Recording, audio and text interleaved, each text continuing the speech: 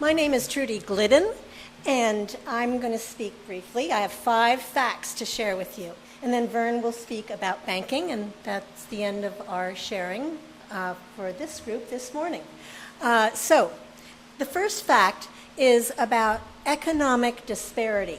What got me going with the Occupy movement is that I heard this fact on television and then read it consequently from the Fair Economy group, that the disparity of income between the top 1% and the average American income was very, very high in 1928 and 1929, just before the huge crash. Then it got less in the 1950s and 1960s. There was less of a disparity. But now, in the year 2012, the disparity between the top 1% and the average American income is as high as it was just before the crash of the 1929-1930s. That got my attention. That's fact number 1. I'm going to share 5 of them with you. Fact number 2 is the mobility in our country. We used to pride ourselves. Oh, pull up your boots, and then make it in this society. Mobility from low income to middle income, from high upper income to wealth, from low middle class to upper middle class. That was our dream. That's what we expected. That was what I learned. Well, these countries are ahead of us in their ability for having mobility.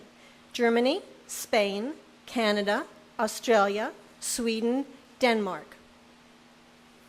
So we're behind those. So building up the middle class is one of the aims of the Occupy movement, for the people in it.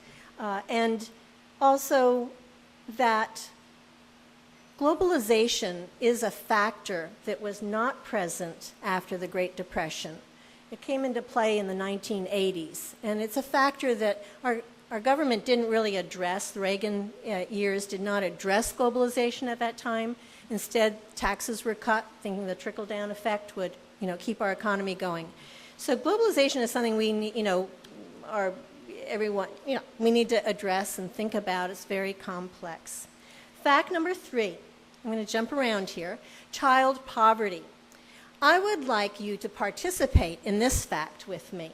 A poverty level income for a family of 4 is pegged at $22,000. Most of these families that have children, they are working, but it's unstable employment.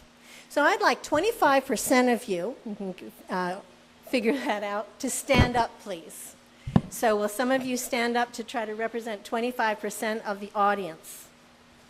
All right, with a family income for 4 of $22,000, 25, and all of us in the congregation are the children of the United States. 25% of our children live in poverty. Now stay standing, please.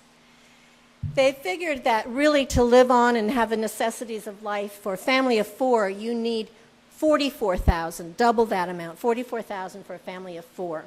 And if that's the case, then I want another 20% of you to stand up. 42% of the children in the United States are living in poverty. I know it's hard to figure out 42%. Excellent. So there you go. That many children, of all the children, are living in poverty. Okay, you can sit down. Thanks a lot. So what does poverty mean, and what are the effects? Well, persistent poverty when you are young usually results in health problems, mental health problems, and behavioral problems in relationship to society, fitting into society. And it's the effect. Fact number 4, again, extraneous net worth. So I always thought the United States was really doing well in relationship to other countries. Well, we do not have the highest net worth anymore.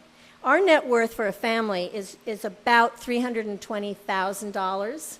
Canada's same size family's net worth is $363,000, $40,000 more. And my last fact, number 5, is Social Security. Social Security can exist, yes, one or two tweaks need to be done, but it is stable if a tweak is made. However, Wall Street wants to get a hold of that pension fund. And if they do, they will every year accrue and earn or get 120, what's that, million or billion? $125 billion a year for managing Social Security. So those are my 5 facts. I want to end by reiterating that we are all in this together.